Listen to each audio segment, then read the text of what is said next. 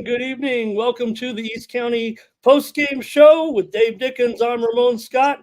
Coming off a short night of action, but we found a winner or two out there with our teams, Dave, including tonight the El Capitan Vaqueros pulling off the much-needed and impressive win tonight at Montgomery on the road. The defense showed out, Dave, so we've got a defensive coach extraordinaire, former head coach in the Grossmont Conference as well, Sean McDade.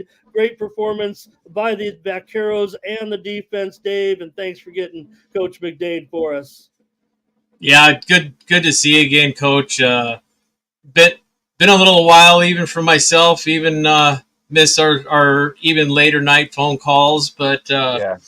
get catch you a little early, and really haven't been able to call you about anything spectacular as of late. But like Ramon mentioned, I mean, you guys, this really is a good warm up after going on the road and having those losses. And we're going to get into that too. It almost seems, Ramon and I were talking about it, that you were scheduled. Is that correct? It's almost like 5 road games straight. Is that Yeah. right?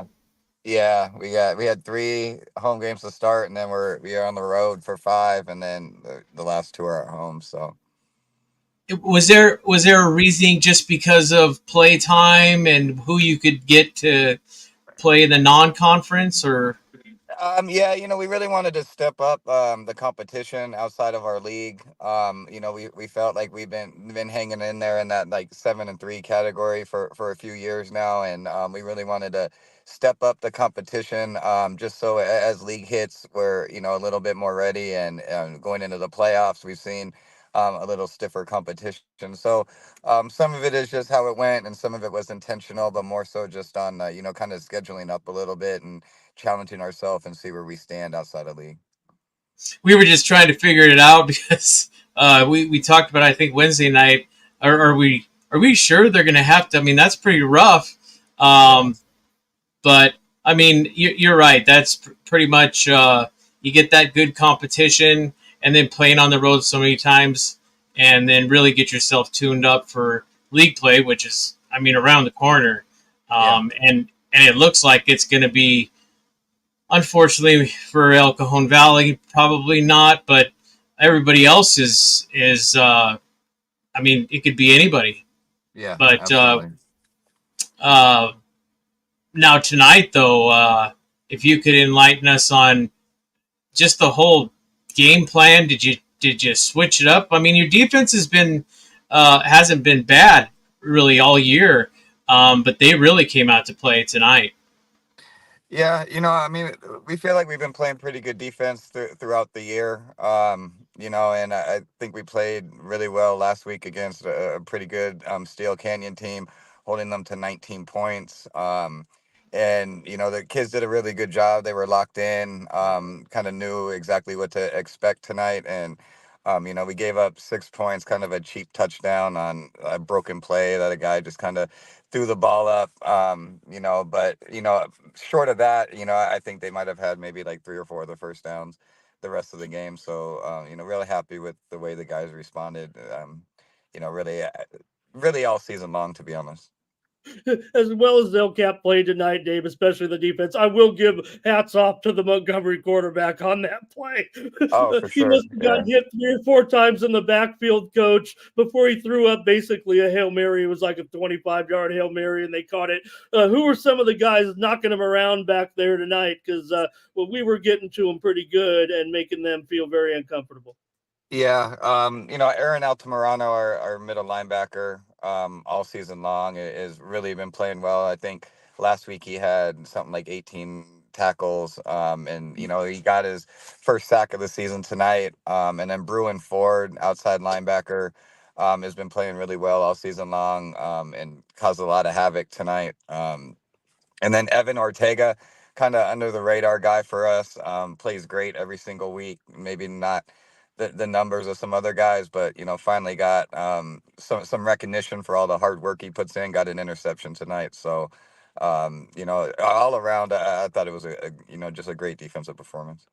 Dave, it was a great play, actually. Ortega just happened to be rewarded, like Coach said, on maybe the play that characterized the performance for the defense tonight in the second half. Still a close game, and they were able to knock the quarterback. The ball kind of floated up into the air into Ortega's hands. He kind of just rolled on it a little bit and got the big play there. So really good performance by the defense tonight. If anything, Coach, Dave talking about the schedule, I mean, we schedule teams like a Scripps Ranch, Chula Vista, and Steele in there. And, well, Chula Vista's having like their kind of resurgent season a little bit. They came in and upset us, and Scripps Ranch certainly is good every year. So the Steele game ended up being a close game. So how were you able to convince these guys tonight? Like Dave and I said, the El Capitan Vaqueros should win this game. I'm sure even the players will think it was probably too close for comfort. So how do you get them spinning in the right direction after 3 consecutive losses? A team that, well, quite frankly, they're in the, they're going to be contentious in this league title race. We just can't, as Dave and I are as experts, can't figure out who it's going to be. So what do you tell them? Yeah, I mean, I think it's real easy because, I mean, you look at it's a one possession game against Scripps Ranch.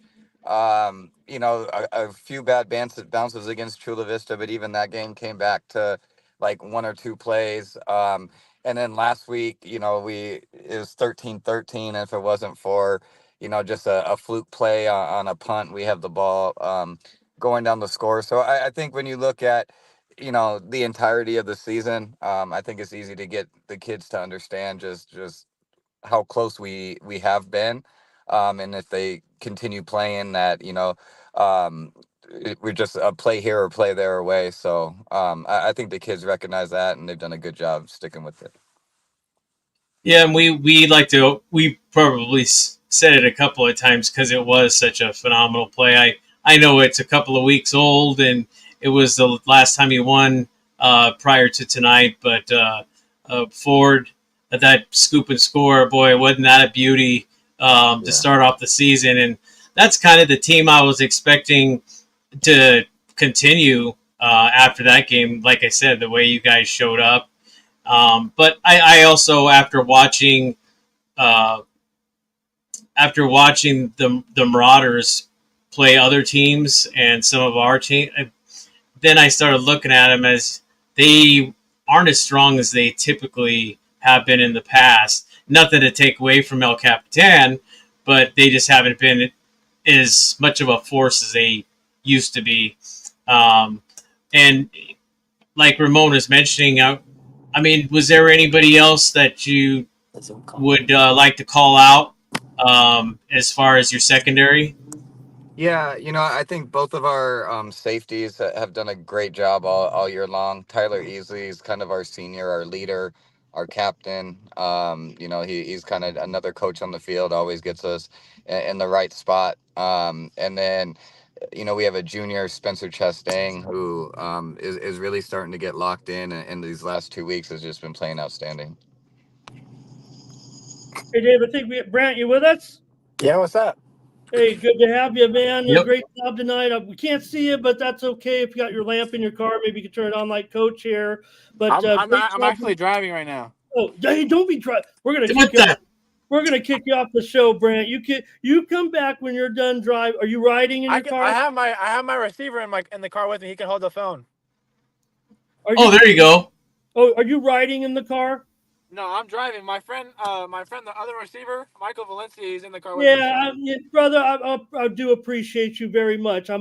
Brant, and I've been trying to get you to come, and I appreciate you very much. I don't want to have it on when you're driving, brother. I can just listen. I can talk. I'm good. All right, man. Coach McDade, do you approve of this? Right? Is this okay? Coach is driving too. Here we go. Hey, Brant, great job tonight. Yeah. You and Aiden teaming up there. Tell me about the first big play, though. The touchdown pass, the 47-yarder there early. Tell me about the early plays.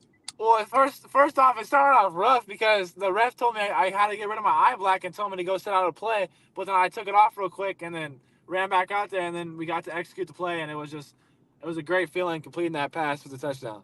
That is funny you mentioned that. I took a shot of it, actually. I don't know if you can see it. I have it on a really bad picture up here, but let me show this tonight, Brant. That was funny you mentioned that. When did he say that? Right before the first series? What's going on?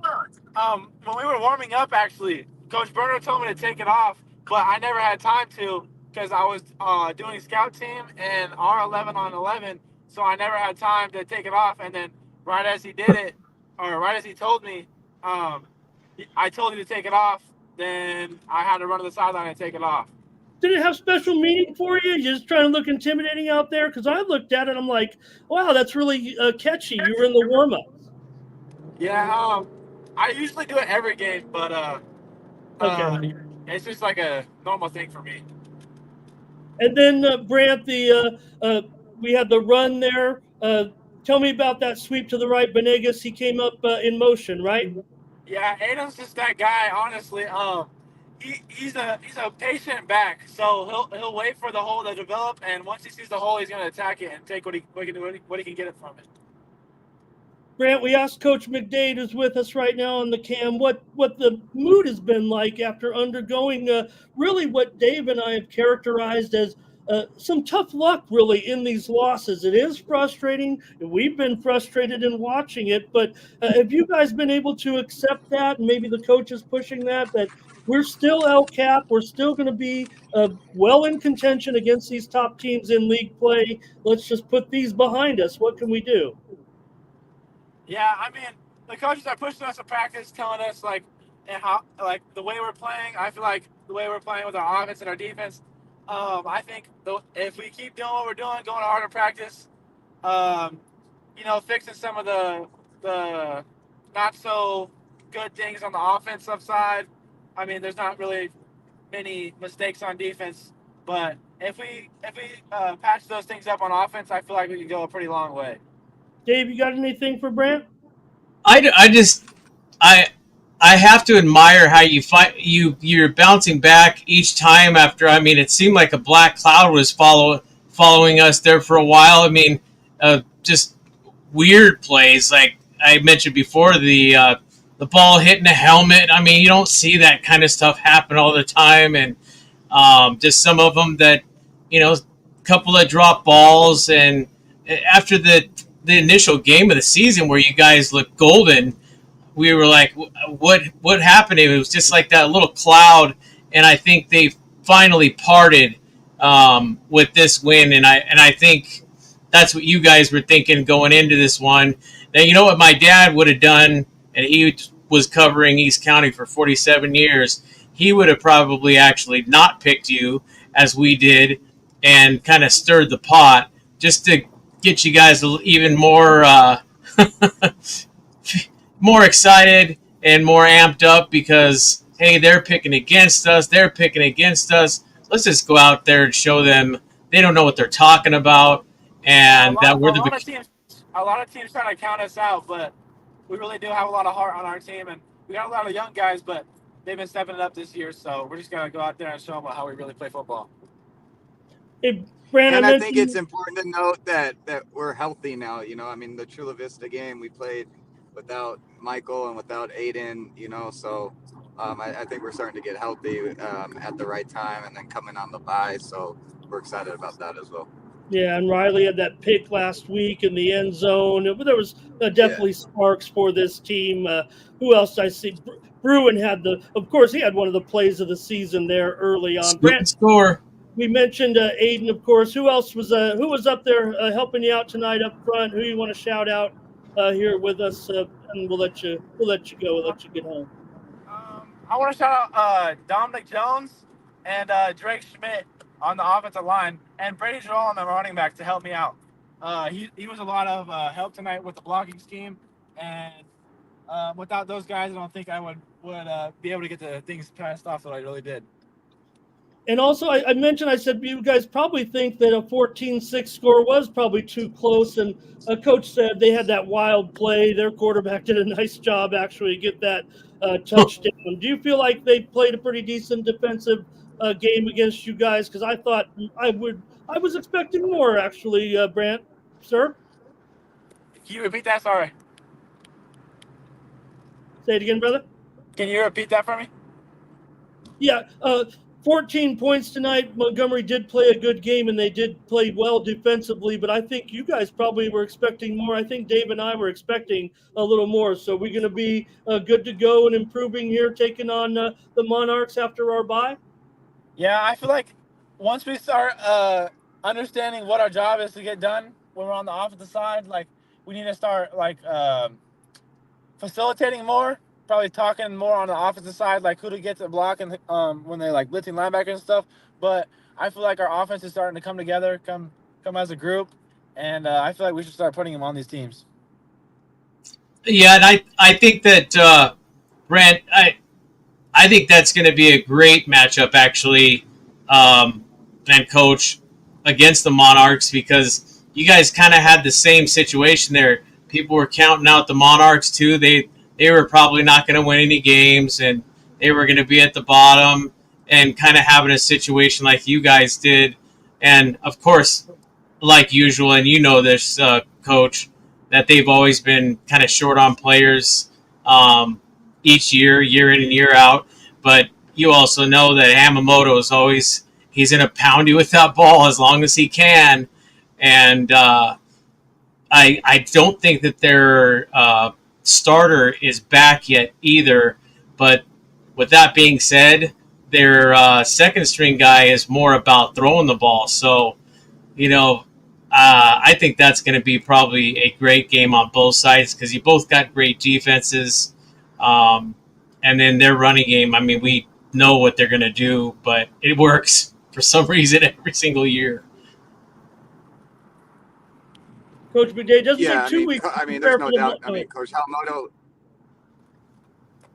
Oh yeah, ahead, I was Sean. just saying, Coach Yamamoto's a Hall of Famer. Coach Yamamoto's a Hall of Famer. Great coach. They're always going to be competitive. So, I never ever count those guys out, and they're going to play us hard, no doubt. And what do you think, Brent? Do you think that's going to be one of the better matchups too when you guys clash? I think it's actually going to be a bigger game and a closer game than people can imagine. I think it's going to be an all-out. It may even be one in the trenches. Well, it depends on how we are prior to the week of the game. If we come out practicing hard and stuff, then it could go a one-way game. We could put it on them, but if we practice mediocrely, then it might not be. So it all depends on how we practice and how we come out on that Friday night game. It's going to be a tougher league. I think that a lot of folks underestimate the Valley, and I think it's going to be just as interesting and just as competitive as the Hills, and it's going to be fun to watch for all of us and for you guys to play it. Yeah, there's going to be some tough games, but throughout the season, we just got to keep doing what we're doing and stay on the right track. Yeah, Brent, that's the thing that we're talking about with Coach McDade, is that a good thing that you guys do have that bye. We talked about the 5 consecutive road games, and with Buena Vista and Valhalla here a little bit improved, that does make them a little bit tougher. But, we're supposed to win. I think OCAP is supposed to win those games, so good luck to you guys. I don't know, Brent, if you saw it earlier, looking down at the camera there, and I took a shot of that. There it is with Brant with his face, and I got it behind me too, Dave. So, yeah, doesn't that look good though? Come on. Gotta love it. How Coach McDade? Don't you like it? No. No, he said. All right. Hey, thanks a lot, guys. Coach, any other defenders I need to know about had a game tonight? No, I think we covered them. Yeah, Brant, great job, man. Thank you so much. I appreciate you. So much. Thanks, Brent. For us. Thank you. We'll check up with you again. Thank you, Brant. Good hustle. All right. Okay. Sean, go ahead. Oh, we lost Sean too. That's okay, Dave. That was a good job by the Vaqueros tonight. Sean also left us. We got those guys out there. I also saw a guy, like I said, he mentioned Evan Ortega. I think Marlon Ames was the one that got the hit on the quarterback that forced that ball into the air. I think it might have even been ruled an incompletion had it not fallen into the waiting arms of big Evan Ortega there, because it was one of those days where I think it was Ames who hit him, and when the ball was being knocked into the air. His arm might have been forward. The ball traveled forward about 3, 4, maybe even 5 yards when Ortega was able to grab the ball. And I think it might have been actually, it's one of those where if we had instant replay, would it be a fumble or would it be an incomplete pass? And I think it would have been an incomplete pass if you because look it was, the ball was forward. The ball, though, it was, doing the overall road. So, it was kind of a fumble in a way, but it does seem like, they kind of give them the benefit of the doubt in the high school game. Would it have been the Patriots and Raiders, where the Raiders got the short end of the stick on that one? Right. So it was a great job early on. So Barker with that big, long touchdown early on. The Vaqueros, I didn't want to put too much pressure on. They were stopped in the red zone. At that point, I was starting to feel that Vaquero frustration a little bit, Dave, in watching the game. Montgomery I think they had an interception in there as well. But then Barker had a big 30-yard pass down to the 10-yard line after he had been knocked back on a play, I believe. But at that point, Benegas then he came in motion, and it was a handoff to Benegas, and he swept around the right side for a 14-0 lead. And again, the defense, just a great job tonight to stop Montgomery. And obviously what was a close game. You checked out some of the action, Dave, and what were the feelings you had about the way they were stopping Montgomery consistently? Yeah, I mean, I was surprised, like you said, that they didn't have the ball. I mean, the way that they were stopping them, that they would have had to, kind of slowed it down a little bit and do some more running. And, I mean, I don't want to count out the coach's game plan or anything, but I just think that they went into that game, from what I saw, what the little bit of time that I saw, I think it looked like more heart, and like they were going to win, and it wasn't going to be pretty, but they were going to win. And, and then it wasn't the turnovers. It wasn't the, the plays that have been killing them all season long, ever since the first game of the season. So I think just cleaning that up alone, and then just the way the defense, they probably had the best game of the year. I mean, you heard all the names today that were, I think he said Ortega 18 tackles. I mean, that's phenomenal, especially at this level. Okay, I heard him say he was talking about Altamirano, 18 tackles last week. I didn't know he had those kind of numbers today. Wow, that is big.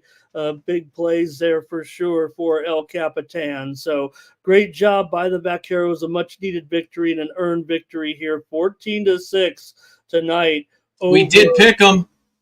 Yeah, we did. And again, I'm not, they did the job, no doubt. I think we were picking them a little bit higher than this, yes, actually. But Montgomery did do a good job tonight.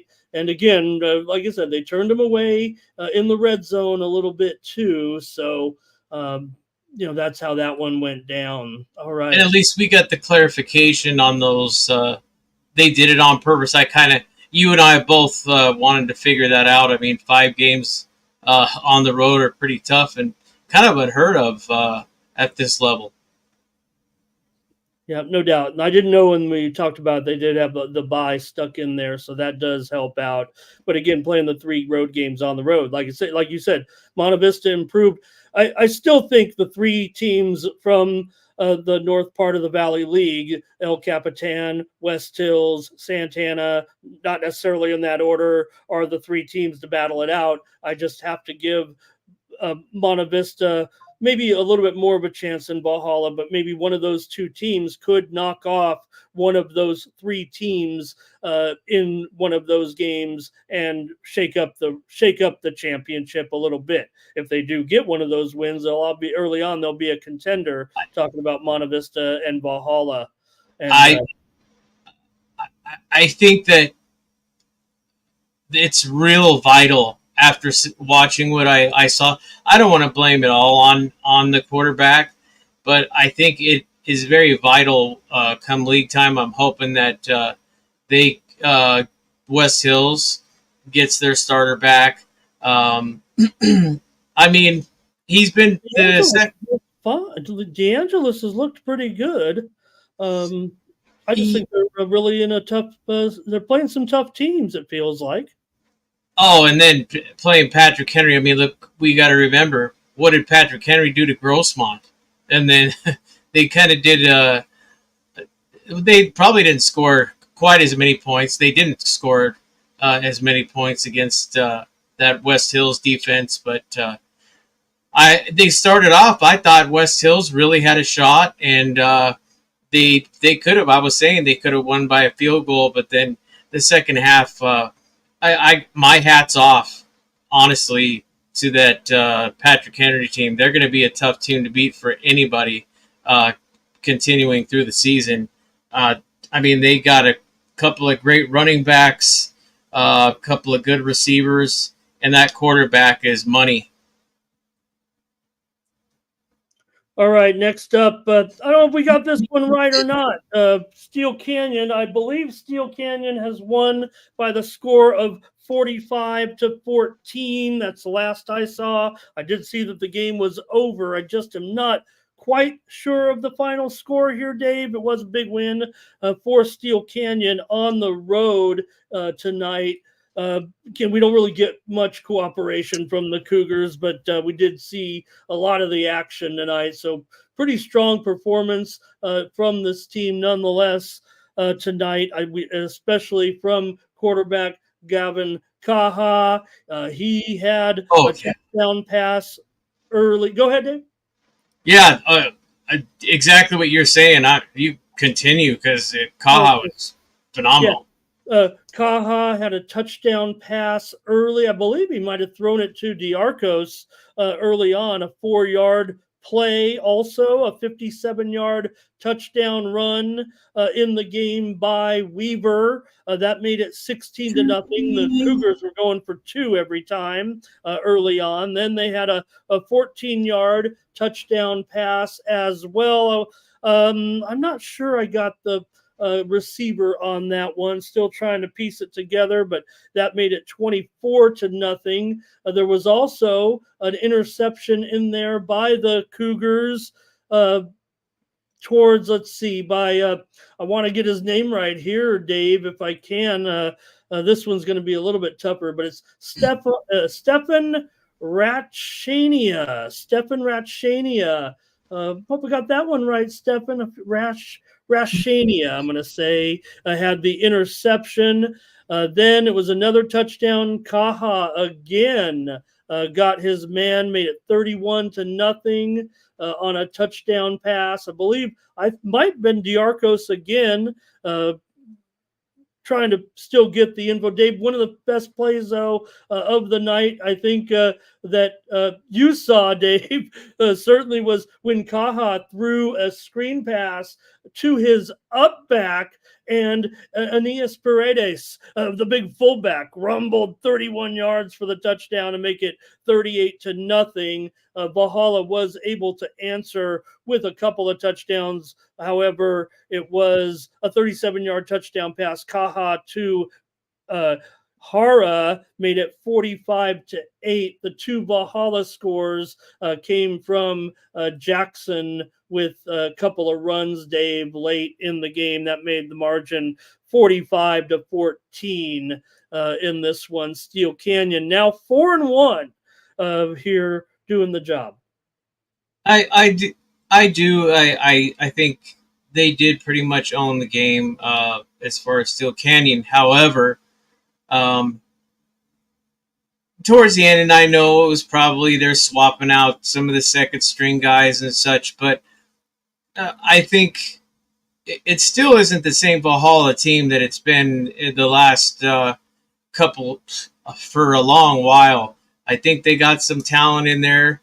I mean, just watching, they did score some late, and I know they were just some mercy touchdowns, if you will, but they do fight to the end, and they don't. You notice that they don't give up, and I think that quarterback is really going to be something special, and not to mention our running back as well. It's just going to be a matter of growth, and I think we need a little help up in offensive line. He's under duress a lot of the time too, especially a team like Steel Canyon. I think he was under duress all all night long. So, and then they were also stacking the box. So Valhalla, they put in their fight, but Steel Canyon, we talk about even the one game that they did lose. I mean, they're one turnover away from possibly being undefeated. Yeah, I'll take a little bit of exception to what you're saying. I think this Valhalla team is better than those last few renditions over the last couple of years. I think this was just a tough performance, but Jackson Newman, you mentioned how good he's looked. He's just a junior, and he's looked pretty good. I mean, they beat Mar Vista and San Ysidro, so maybe the schedule, maybe that's what kind of you're maybe referring. Maybe they're not playing as tough a schedule, but again, they have a couple of wins here so far on the season. This was just going to be a tough game tonight, certainly against Steel Canyon, but that's okay. They got a couple of touchdowns late. Like I said, when they host these other Hills League teams, I'm going to give Valhalla a chance here for an upset. They'll be underdogs in those games against those top teams in the league. Well, yeah, that's what I was thinking. Same exactly what you're saying is I think they could be pretty sneaky. Everybody predicting that they're going to be at the bottom, but they could ruin somebody's chances of making the playoffs, even if they don't themselves. So they're one of those kind of scary teams. But for now, Steel Canyon, I'm sure, is going to climb up just a little bit. But you got to also remember the type of the team that they're playing, Valhalla, and the whole point system. It's not going to be too much, at least at this point in time. But you got to hand it to Steel Canyon. Like I said, one play away from being undefeated. So they're going to be right there in the Hills League. And I would tell Granite Hills, which they played so many close games, it's not even funny. And I've been at a lot of those. And I think even Helix, I would be scared of the Cougars this season, and even the Foothillers. So that's just me looking ahead, but you never know. Injuries play a big portion of how you're going to succeed towards the end of the season too. But great game for the Cougars. I just didn't want to say that Valhalla played completely like trash. I think they're an up and coming team. I'll just say that. All right, Dave, continuing on here with our scoreboard tonight, it was Cathedral Catholic beating Helix 28-0. Brady Palmer hit Harrington with 3 touchdown passes, and it was Cathedral winning in a battle of top 15 programs here tonight, but Helix has fallen to 2-3. They were unable to get on the scoreboard here in this one. Was the defense just overwhelming for Stevens tonight? Obviously, he was not able to make too many connections. Didn't see it, Dave. Didn't see any of this one tonight. Unfortunately, one of the best matchups. Just didn't see it. But nonetheless, Helix with a loss here falls to 2-3. They'll be fine. You mentioned what can happen in the Hills League here. I don't have much on this game tonight. It's just what I told you with a performance here. Again, Cathedral right now, they're either number 1 or number 2 in the county, and that's just a fact. And that's going to be interesting how that unfolds because you got the Hornets, and but possibly this will propel Cathedral right back into the number 1 spot. We shall see. But since you didn't have much, and I even looked for it myself, and I didn't get anything out of it either. I really hope that I know you said Stevens has been playing well, and it's different playing a team like Cathedral. But I just want to say that I hope the Lester's healing up, and I'd like to see what he does come league time. Hopefully he's ready to go come league time. I think that could be a huge uplift for the Highlanders, as I've never seen them. I haven't seen them this low for a while. All right, Patrick Henry beat West Hills tonight, 49-14. Dave, the Wolfpack got on the board first on a touchdown pass in the game by DeAngelis. He threw a touchdown pass early to make it 7-0. However, Patrick Henry was able to come back and take a 14-7 lead. But Rosalino scored a touchdown run, and it was 14-14 late in the first half. But Patrick Henry did score on a 14-yard touchdown run late in the first half to take a 21-14 lead, and it was all Patrick Henry in the second half. Oh, it was, and you know what? It was a mixture of everything. I mean, just good surveying of the field for the quarterback, and it was a good mixture of run and pass. I don't have the roster in front of me, but number 0 was fantastic on the ground and receiving. I mean, a lot of 20-yard runs, 25-yard runs. And number 2, he had quite a few 10 to 15-yard runs. And just the mixture, it just it was a little too much. Number 2 of the Wolfpack, Dave? No.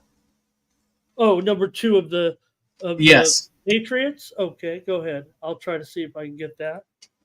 And then we also had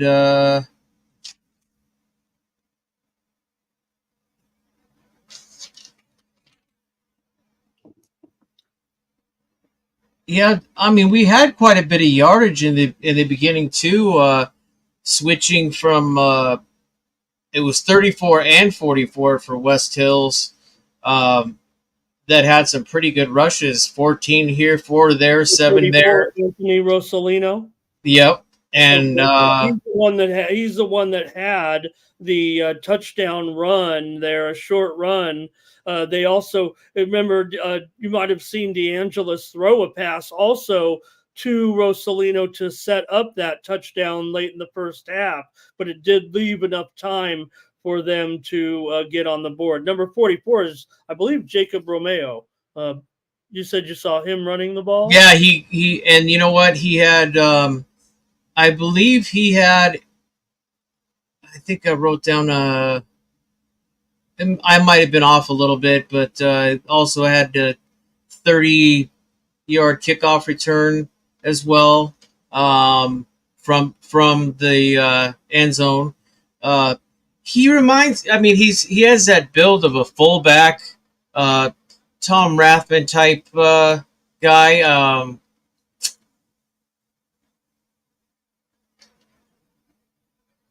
Are they asking about El Cap, or are they asking about ECB? At any rate, West Hills went out there and didn't look like they. I mean, they went out there and fought, but this Patrick Henry team is for real, and I think they're going to be a difficult team. Their defense as well. A couple of picks they had as well. Number 8, I believe, had 2 for the Patriots. And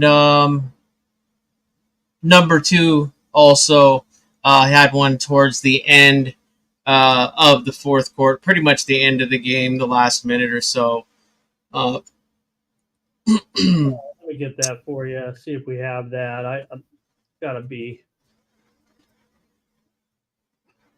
And then I think that last score of number 4, big 30-yard run. They got a lot of speed on that team as well. All right. Well, it was number 2 on El Capitan. That's Ian Brook. Number 4 on on Patrick Henry. Number 2 you're referring to, Ian Brook. Number 4 on Patrick Henry, Keon Price there. So it was Brook with those big plays that you mentioned. Yep. the long 62-yarder. He also had a 5-yard catch there shortly after that. Also, running star Cody Capoletti had a couple of touchdown runs, including one in the first half. And also Eli Ruiz threw a touchdown pass to Calvin Glenn. That was the one that ended up giving them a 14-7 lead before West Hills had that short drive. But it was a interception by Patrick Henry early in the third quarter that kind of set the tone for the way things were going after that. Yeah, I pretty much, if you look at all the statistics for the second half, it was Patrick Henry, and it was also turnovers.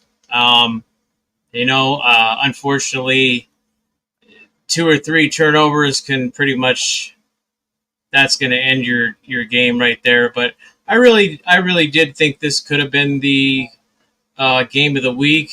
They gave it the old college try, but Patrick Henry, we saw what they did against Grossmont, and they dished it out, unfortunately, to the Wolfpack as well. So the Wolfpack's going to have to lick their wounds, and hopefully this is going to be one of theirs too. That maybe that was the plan for Coach Casey Ash as well, is to play these top tier teams like this, and that's going to propel them into league. And I think it's going to be a real battle, and it's going to be fun to watch. I'm excited for league play to start. But Patrick Henry,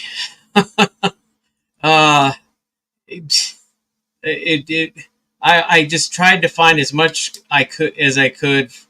West Hills had most of their great play in the first half, and then I don't know what happened in the second half, but they just they were worn out. Okay. We've got Henry up there right now, probably in our top 35 teams, certainly at this point. So I just want to correct one thing. The 62-yard pass, I'm just seeing it now here, was a completion actually to Damian Carmichael. I just want to get that right. Okay. Got just a few more here to talk about. We'll wrap up the show. But Otay Ranch, this is a concerning loss here, Dave, because before you could blink, Otay Ranch was ahead in this game 21-0 on 3 consecutive touchdowns when they possessed the ball. Fortunately, Walker had a 90-yard kickoff return, and then Grossmont was able to score a touchdown and get back in the game at 21-6, but it was 35-6 by halftime. But what I just don't understand. And Otay Ranch was not. Even on paper, with definitely not so many stars and so many great athletes like they have at Grossmont. Maybe that statistic thing that we were talking about, but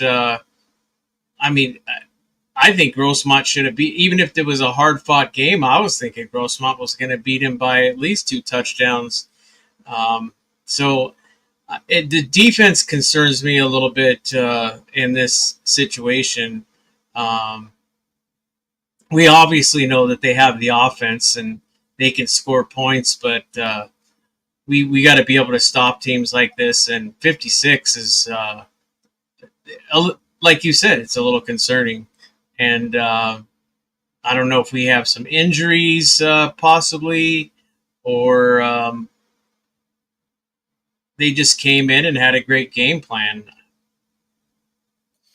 Yeah, no doubt it is concerning to lose this team by this margin. We thought Grossmont would be the team to win this game, and so that does put some question marks moving forward. You mentioned Grossmont, if they could be competitive with the likes of Steel Canyon and Helix, but right now that's going to be something they'll have to really work on some of these other games moving forward, because those are the ones you want to be competitive in, and right now Grossmont has slipped up here a little bit in terms of heading towards league, where maybe we thought that offense. And again, it is a little bit misleading. They were still flinging it late, but Otay Ranch, they even ran a pick six back late and kind of tacked on a couple of touchdowns there. For Grossmont, they did get a touchdown pass late too. Let me see who had it here. It was Kenneth Krause, I believe, with a reception with 10:20 to go, made it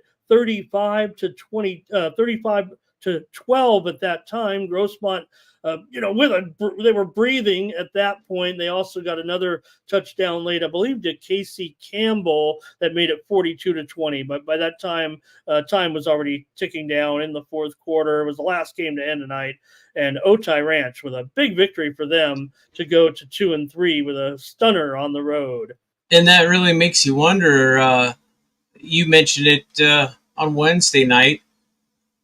Could that musket possibly end up coming out for the first time in forever out of that Helix case and over to Grossmont? No, I can't see that right now. No, not with not the way Grossmont played tonight. Tonight's the most concerning for me. Well, back to the drawing board. I'm sure they're really going to have to tighten up that defense, and whether it's the edge rushing or was there more rushing yards than there was passing against that defense? What I saw from Otay, it was basically Grossmont looking like, to me, maybe the effort. I don't know how else I can characterize it. Like I said, it was 21-0 at the end of the first quarter. And it was, Otay just seemed to have no resistance against them, whether they were running. I saw a touchdown run in there, made it 14-0. They went right down and scored on the opening drive of the game, and they got another touchdown, 21-0. They were lucky to get the Walker 90-yard, hit a 90-yard kickoff return. It actually wasn't a touchdown. He was the one that actually scored the touchdown with 11:26 to go in the second quarter. That made it 21-6, but with 7:42 to go in the second quarter, it was 28-6, and then it was 35-6 shortly thereafter. That was what it was at halftime. They were able to get a couple of nice plays after Grossmont was tackled for back-to-back sacks. Tommy Donovan hit Amari Riley with a 35-yard pass down close, and that's when they got the touchdown pass. I believe it was Krause with the touchdown reception from Donovan that made it 35-12, but Otay got a pick six for 57 yards. It made it 42-12. Grossmont got that TD run answer, like I said, from Campbell, but then after a conversion pass to Krause, Castillo, I believe, had a touchdown for Otay that made it 49-20, and then another interception return late, basically two pick sixes in the last couple of minutes. Donovan's not, they're not going to go down without chucking the ball around. No. I think that's kind of what we've seen. Even though Donovan has those interceptions, they've come kind of in moments like that where we've seen Grossmont trailing or in comeback mode. So 56-20 tonight. Well, the last thing I want to say on that is this is where, and I think I mentioned it on Wednesday, the bye can it just seems at any level, it can either hurt you or it can help you. And I think with Grossmont, I think if they would have had the bye a little later in the season, I think it would have been a little more helpful, because I think coming off that last win, I think that would have helped them propel them with that confidence coming into this game if they would have had it, if they would have played it last week as opposed to having that bye. And it happens, unfortunately. So, yeah, Grossmont's You can't do that when it comes to league time against the big boys that you play against in your own league. And one other game tonight, it was Claremont defeating the El Cajon Valley Braves 34-7. But they scored. This one throughout. They did. Edwin Carmona had a 4-yard touchdown run late for El Cajon after it was 34-0. Claremont scored on a 1-yard touchdown run to make it 7-0. El Cajon Valley did make some progress there in the first quarter, but Claremont was able to come up with a goal line stop at the 1-yard line as the Braves were trying to tie the game. And then from there, it was pretty much just all Claremont. You see there, they had one play where they stripped the ball from the El Cajon Valley quarterback and raced 77 yards for a touchdown. That made it 13-0. They also had an earlier interception in that game. The Braves weren't without a little bit of defense as well. They were able to, like I said, this was actually a close game early, and the score was close, 21-0 at halftime. But again, the third score was with 36 seconds left in the first half, and that was what made it 21-0. Claremont then had another touchdown run and put this one away. They also had a 34-yard touchdown pass to make it 34-0 before the Braves were able to go down on the last drive of the game, basically, and get that touchdown. Well, I got to look at that as, I'm sure that was big for all that they've gone through in the last 4 games. They celebrated appropriately. I know that, it's hard to say, what are those guys doing jumping up and down for a touchdown? But for a team that hadn't scored yet this season, I thought it was nice that a few players were enthusiastic after reaching the end zone. They knew what it meant to get that score. And I'm happy for them. Like we've said, young team, new coach. Check all those boxes that unfortunately nothing to say about bad about the coach, but it's just it's a learning curve right now. I think they're trying to find their identity, and I think that all is not lost. With a young team like that, they can build on, just even scoring the touchdown, they can build on that and get ready for league as well. And a couple of stops that they did have. And you never know, they might get just like Valhalla, they might eke out a couple of wins and surprise somebody with a couple. But long road for them, unfortunately. And I did talk to Coach Estes, and he was actually heading to the Claremont game because, they're going to be playing Claremont next. So doing his scouting as any great coach would do. And I'm sure he was saying to himself, well, I'm very confident that they're going to take care of Claremont next week, but I'm sure there were some moments that he's making his notes and getting ready to prepare for those guys, but I think that they'll still handle them quite easily. And what else we got? We got one more. Well, I just wanted to add for El Cajon Valley in this game, Leo Jones had a fumble recovery after Fabian Carmona knocked a ball loose in the first half when the Braves were still trailing just by 7-0. Like I said, there were some turnovers there. Nope, that's all I got, Dave, for the results tonight. No Foothills? No report, Dave. Okay, I thought I'd give it the old college try.